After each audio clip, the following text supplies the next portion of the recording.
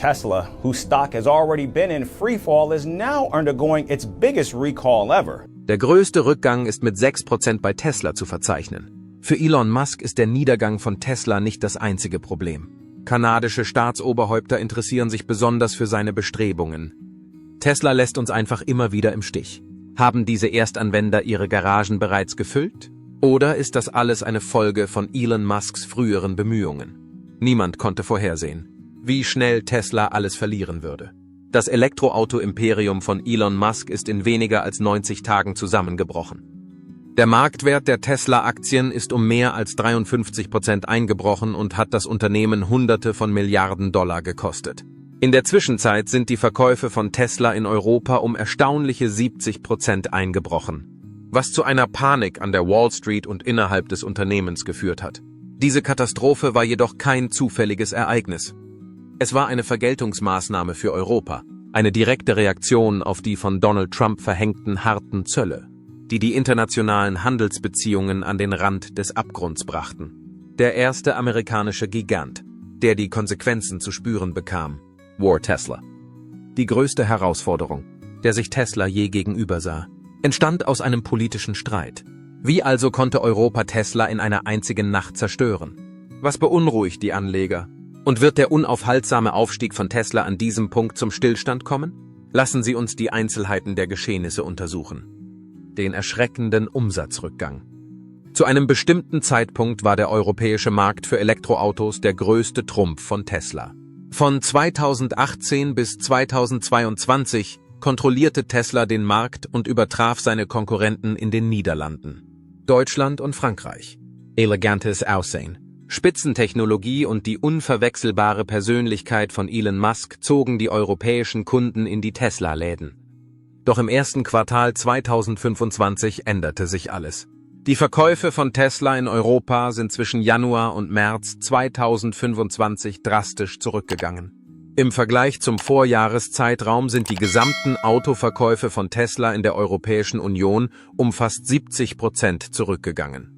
Wie aus den von Eurostat veröffentlichten und von den nationalen Kfz-Zulassungsstellen bestätigten Zahlen hervorgeht. Die Verkäufe in Deutschland, dem ehemals größten europäischen Markt von Tesla, gingen um mehr als 73% zurück.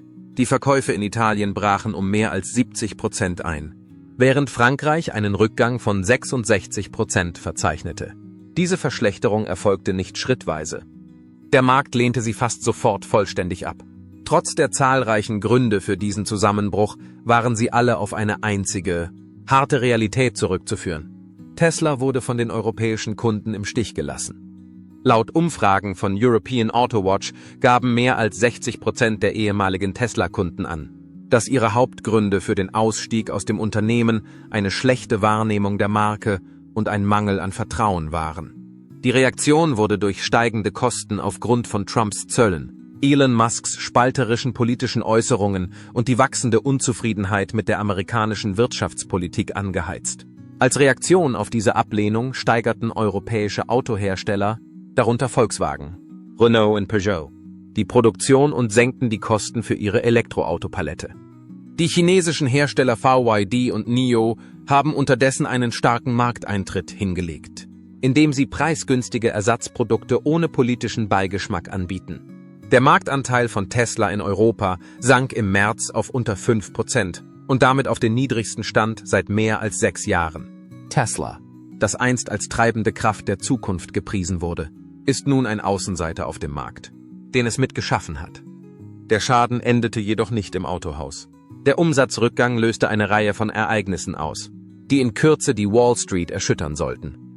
Damit Sie die nächste erzählerische Überraschung nicht verpassen, drücken Sie bitte Gefällt mir und abonnieren, wenn Sie noch dabei sind. Das hier ist verrückt. Die Aktien von Tesla fielen um mehr als die Hälfte.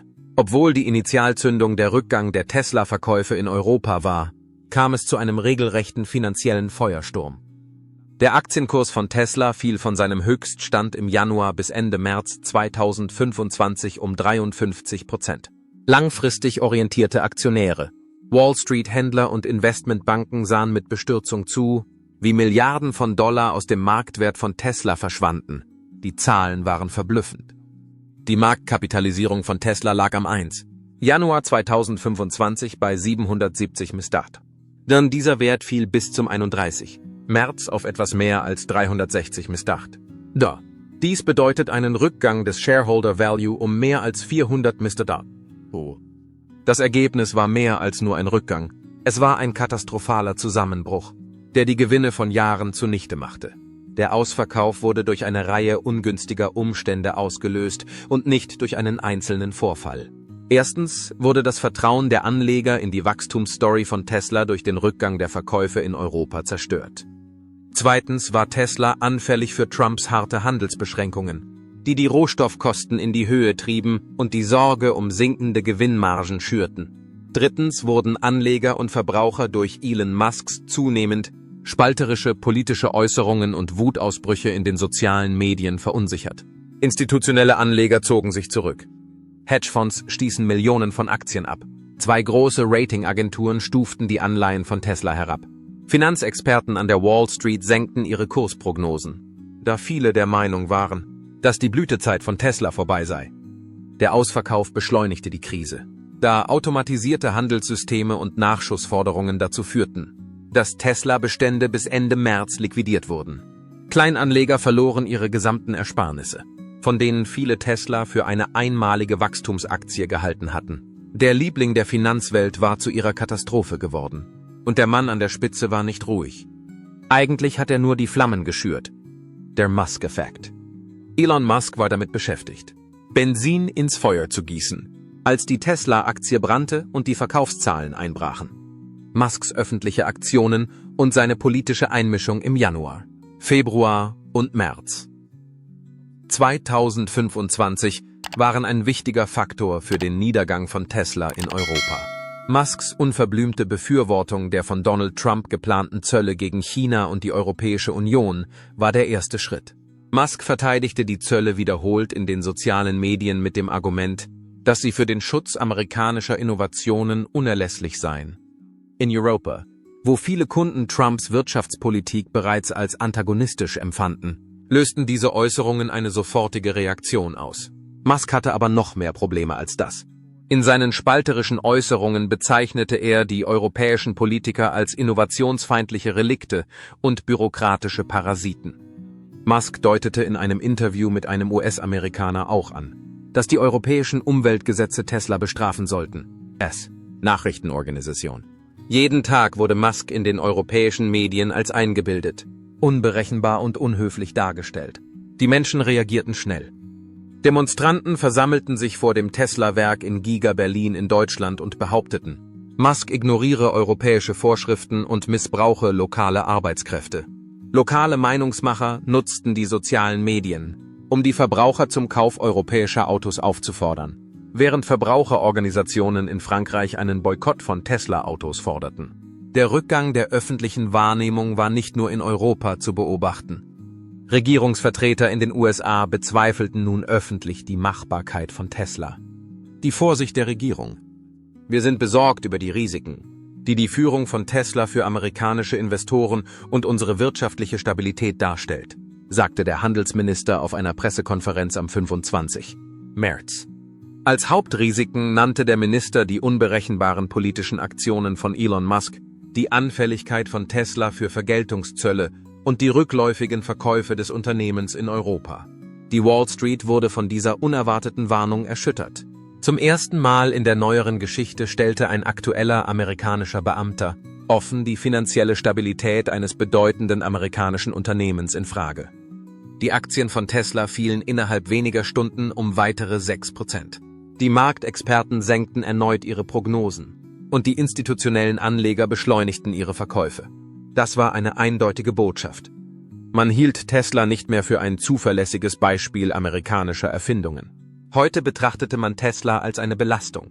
Darüber hinaus weckte die Warnung allgemeinere Bedenken hinsichtlich der Rolle von Tesla in der US-Wirtschaft. Was wäre mit Teslas zukünftigen Allianzen, behördlichen Genehmigungen und der Vormachtstellung auf dem Markt geschehen, wenn die Regierung das Vertrauen in das Unternehmen verloren hätte? Dieser Streit war jedoch nur der Anfang. Hinter den Kulissen bahnte sich ein weitaus größerer Konflikt an, der Regierungen, internationale Märkte und die gesamte Elektroautobranche in seinen Strudel ziehen würde. als die Wall Street in Panik geriet und europäische Kunden Tesla den Rücken kehrten. Der Tarifauslöser. Als Präsident Donald Trump am 3. Januar 2025 eine Durchführungsverordnung zur Einführung erheblicher neuer Steuern auf in anderen Ländern hergestellte Waren erließ, wurde die Lunte gezündet. Diese Zölle sollten sich gegen Einfuhren aus China, Kanada und der Europäischen Union richten, unter dem Vorwand, die amerikanische Industrie zu schützen. Trump behauptete, dass dies ein wichtiger Schritt sei, um amerikanische Unternehmen und Arbeitnehmer vor unfairem Wettbewerb zu schützen. Hinter den Schlagzeilen verbirgt sich jedoch mit Tesla ein eklatantes Opfer. Die Zölle betrafen vor allem importierte Lithiumbatterien, Kobalt, Nickel, Aluminium und Stahl sowie Rohstoffe und fertige Autos für Elektrofahrzeuge. Über Nacht stiegen die Kosten für alle wesentlichen Teile der Lieferkette von Tesla unerwartet drastisch an. Auf einige importierte Autoteile stiegen die Zölle um bis zu 25%, während sie bei einigen Autos bis zu 35% erreichten. Keine amerikanische Marke war stärker betroffen als Tesla, das seit langem auf ausländische Zulieferer angewiesen ist, um seine extrem niedrigen Gewinnspannen zu halten. Auch die europäischen Hersteller waren betroffen. Bei der Unterzeichnungszeremonie bediente sich Trump einer giftigen Sprache. Er stellte die Aktion als Protest gegen die Ausnutzung der Vereinigten Staaten durch das Ausland dar. Tesla befand sich jedoch direkt im Zentrum des Konflikts.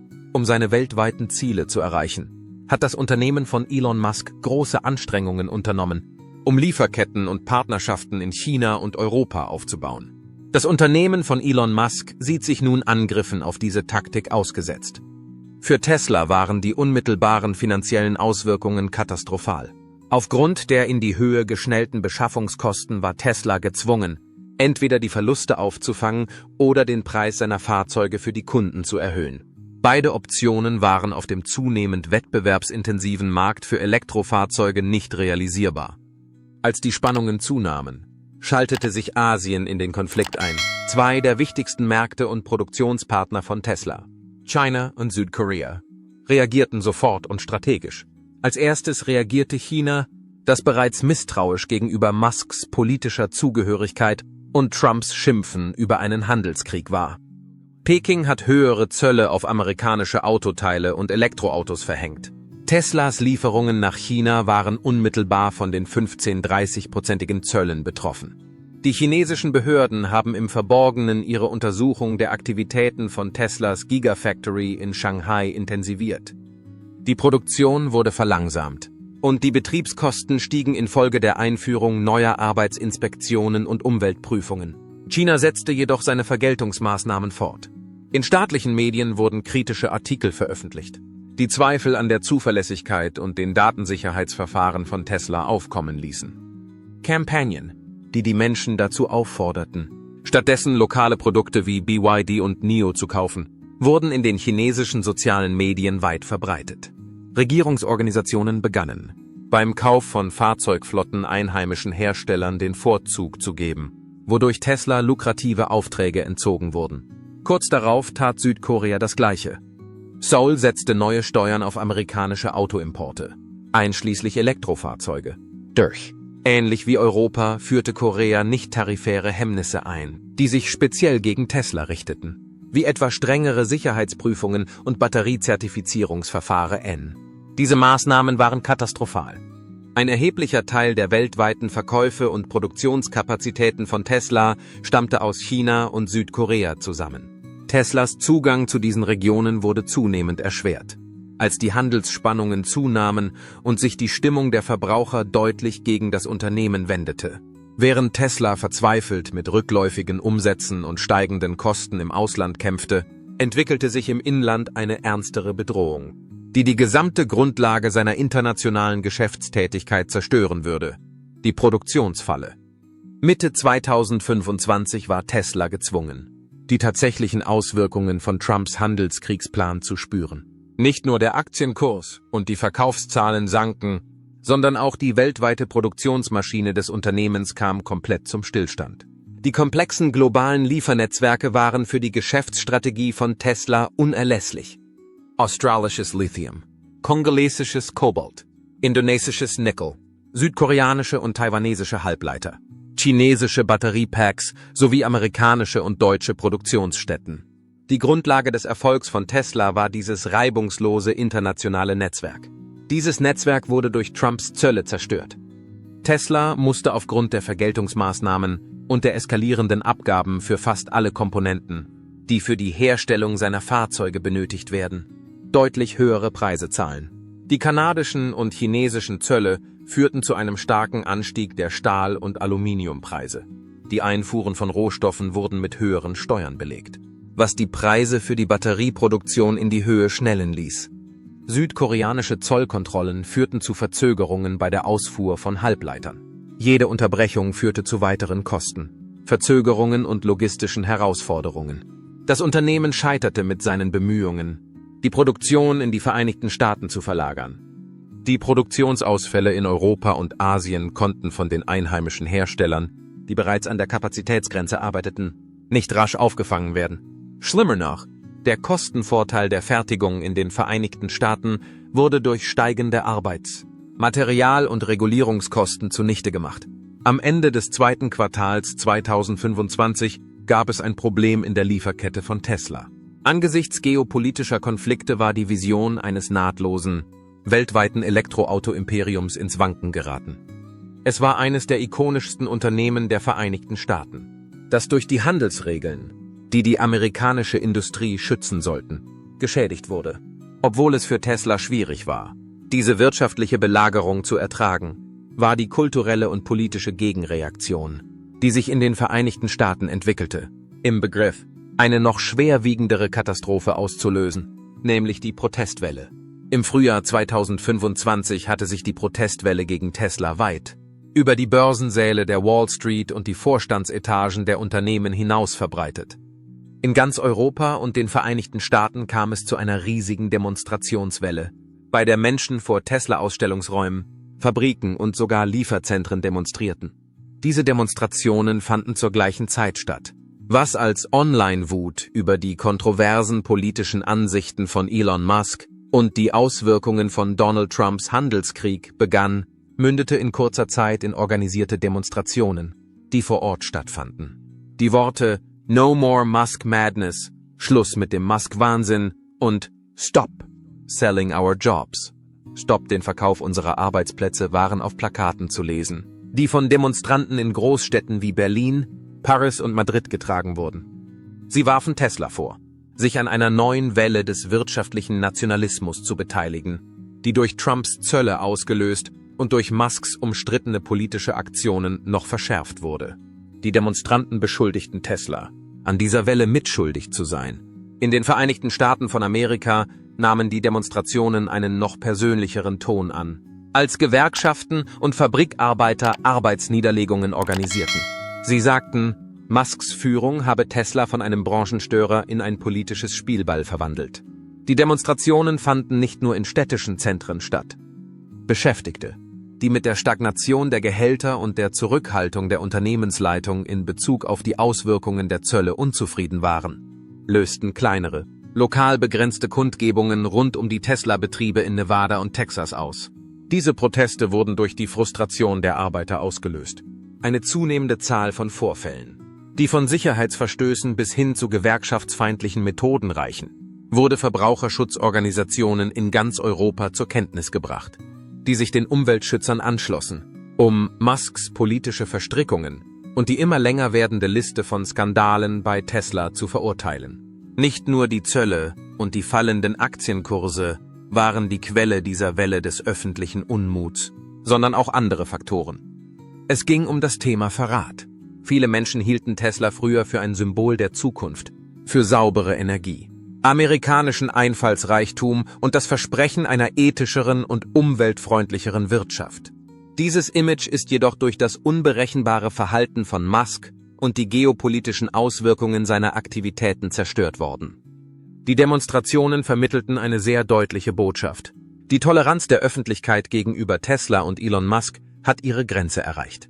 Und zur gleichen Zeit, als die Proteste auf den Straßen wüteten, bereiteten sich die Medien darauf vor, dem sich verschlechternden Ruf von Tesla den Todesstoß zu versetzen. Der Reputationscrash, das Bild, das die Medien von Tesla zeichneten, änderte sich grundlegend, als die Demonstrationen immer intensiver wurden.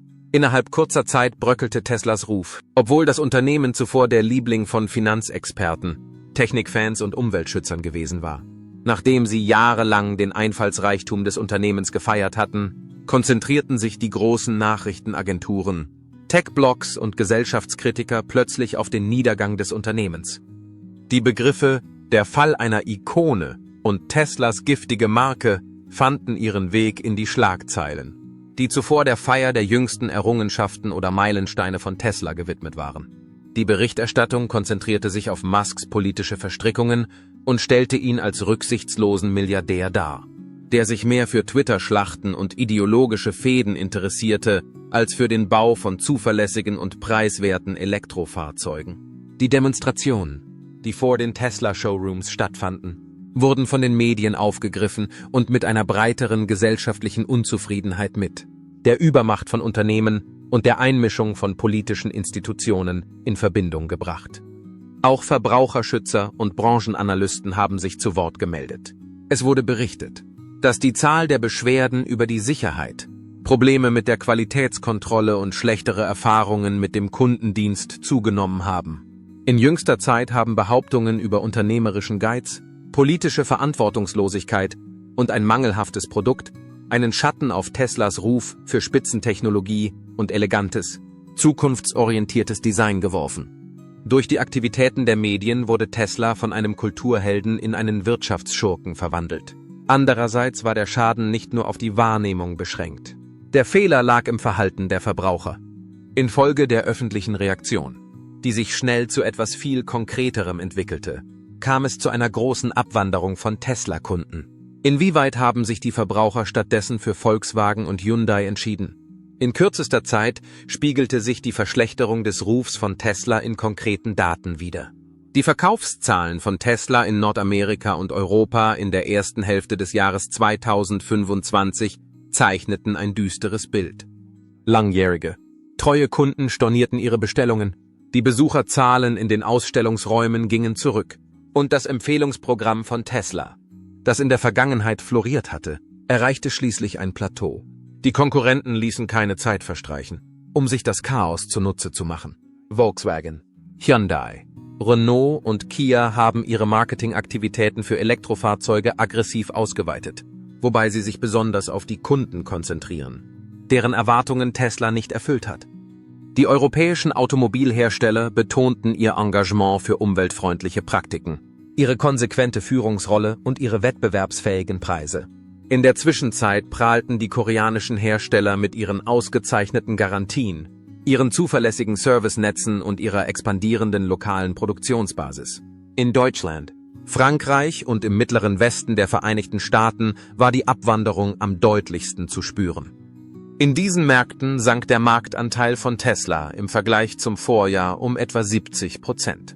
Der Volkswagen ID, Veer, der Hyundai Ioniq 5 und der Kia EV6 sind alles Marken, die als weniger politisch aufgeladen und verbraucherfreundlicher wahrgenommen werden. Käufer, die früher einen Tesla als den Gipfel des Prestiges und der Innovation betrachteten, entscheiden sich nicht mehr für den Kauf eines dieser Fahrzeuge. Unabhängige Unternehmen haben Umfragen durchgeführt, die diese Verschiebung bestätigen.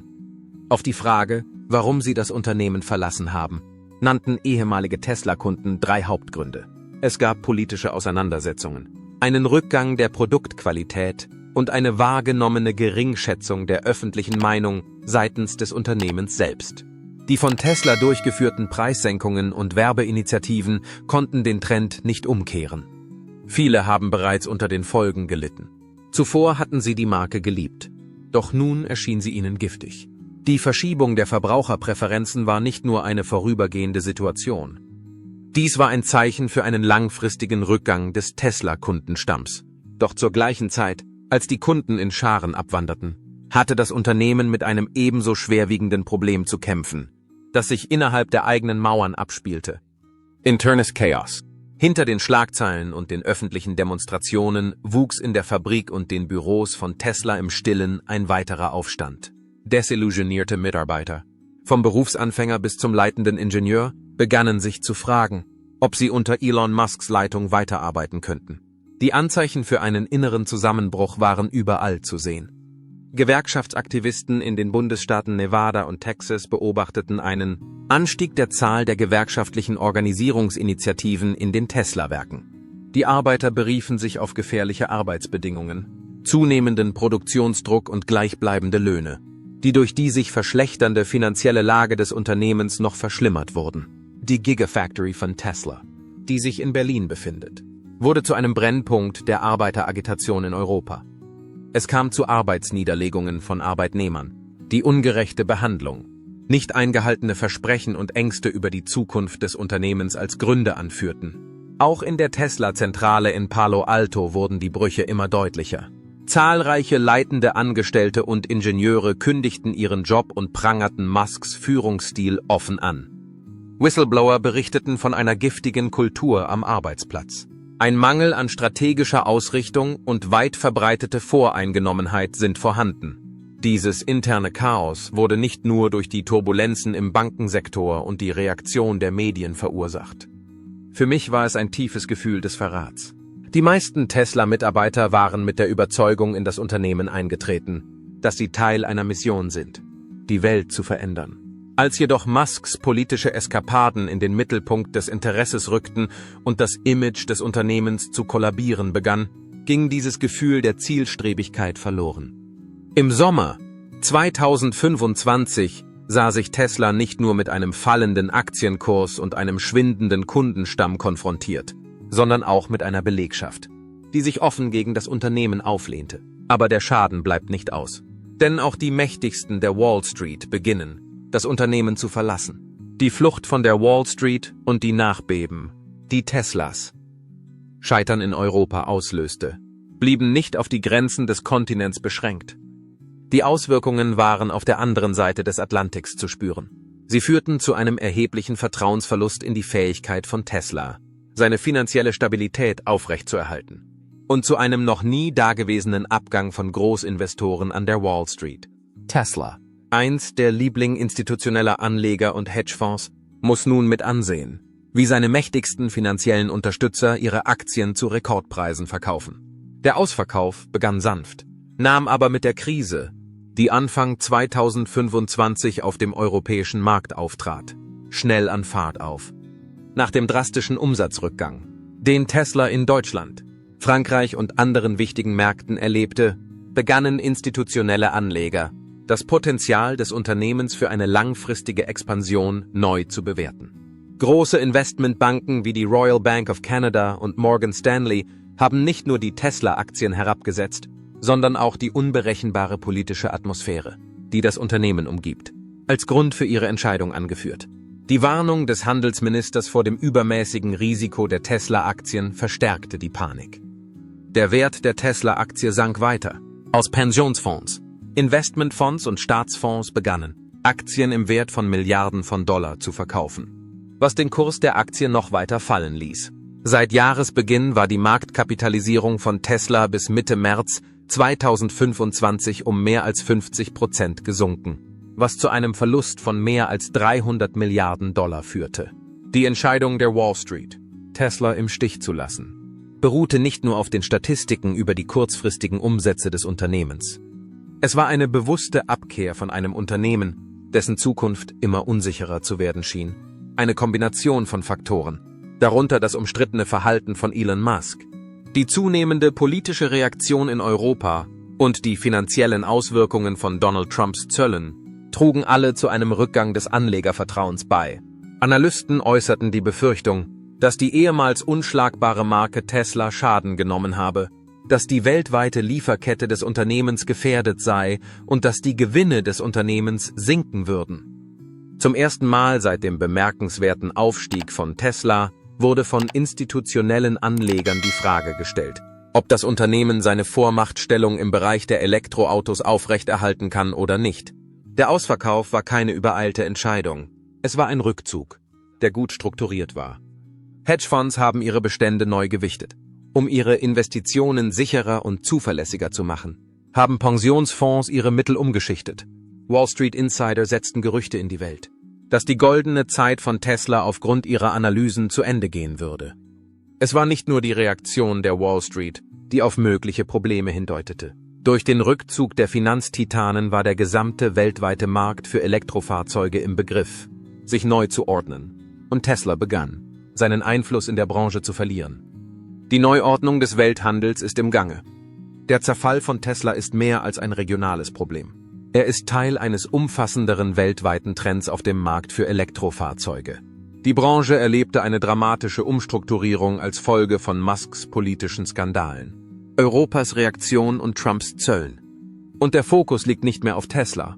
Während Tesla mit sinkenden Verkaufszahlen in Europa und Panik an der Wall Street kämpfte, nutzten Konkurrenten die Situation aus. Chinesische Marken wie Build Your Dreams und NIO nutzten die politische Reaktion gegen amerikanische Unternehmen, um ihre Entwicklung in Europa voranzutreiben. Diese Unternehmen boten in Deutschland, Frankreich und Norwegen hochwertige und preisgünstige Elektroautos an, die von den europäischen Käufern begeistert angenommen wurden. Außerdem stärkten die europäischen Autohersteller ihre Position. Stellantis, Volkswagen und Renault profitierten von neuen Steuererleichterungen, die Elektroautos aus heimischer Produktion begünstigten. Sie nutzten die politischen Folgen, um ihre Marktdominanz zu erhöhen, indem sie Modelle anboten, die an europäische Standards und Vorlieben angepasst waren. Gleichzeitig hatten die Tesla-Fabriken mit Nachfragerückgang, erhöhten Kosten und betrieblichen Schwierigkeiten zu kämpfen. Die Umstrukturierung des Handels ging über Europa hinaus. Die Gewinne von Tesla wurden in Asien weitergedrückt. Als China und Südkorea Vergeltungszölle auf amerikanische Elektroautos erhoben. Die Schwellenländer richteten ihr Augenmerk auf regionale Konkurrenten, nachdem Kanada neue Einfuhrbeschränkungen eingeführt hatte. Der weltweite Marktanteil von Tesla ist am Ende des zweiten Quartals 2025 auf den niedrigsten Stand seit 2016 gefallen. Der Wachstumskurs des Unternehmens, das einst von der Automobilindustrie beneidet wurde, stagnierte. Die entscheidende Frage blieb unbeantwortet. War dies das Ende von Tesla oder nur ein kleiner Rückschlag? Ist die Blütezeit von Tesla endgültig vorbei? Nach dem katastrophalen Jahr, das Tesla hinter sich hat, bleibt für Analysten, Investoren und Kunden eine Frage offen. Ist die Dominanz von Tesla auf dem Markt für Elektroautos von Dauer? Die Statistiken zeichnen ein düsteres Bild. Der weltweite Absatz von Tesla ist in diesem Jahr bisher um mehr als 50% zurückgegangen. Der Marktwert der Aktien des Unternehmens ist um etwa 300 Milliarden Dollar gesunken. Eine der Säulen der globalen Strategie, der europäische Markt, ist zusammengebrochen. Die globalen Handelspartner haben die Vorschriften zugunsten von Teslas Konkurrenten geändert. Und die institutionellen Anleger haben sich zurückgezogen. Ist Tesla in der Lage, sich wieder zu erholen? Mehrere wichtige Elemente bestimmen die Antwort.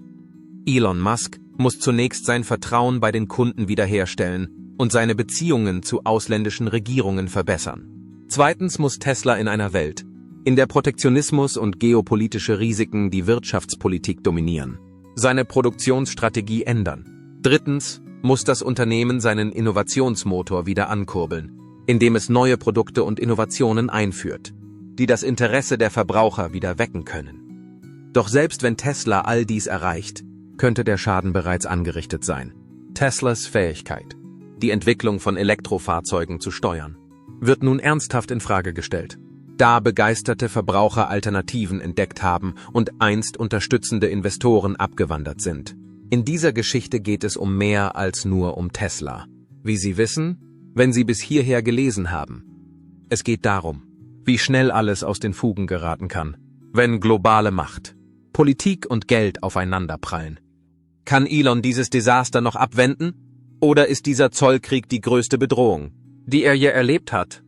Drücken Sie den Gefällt mir-Button, abonnieren Sie die Seite, um weitere schockierende Entwicklungen zu erfahren. Und klingeln Sie, damit Sie keinen wichtigen Moment in diesem anhaltenden Sturm verpassen.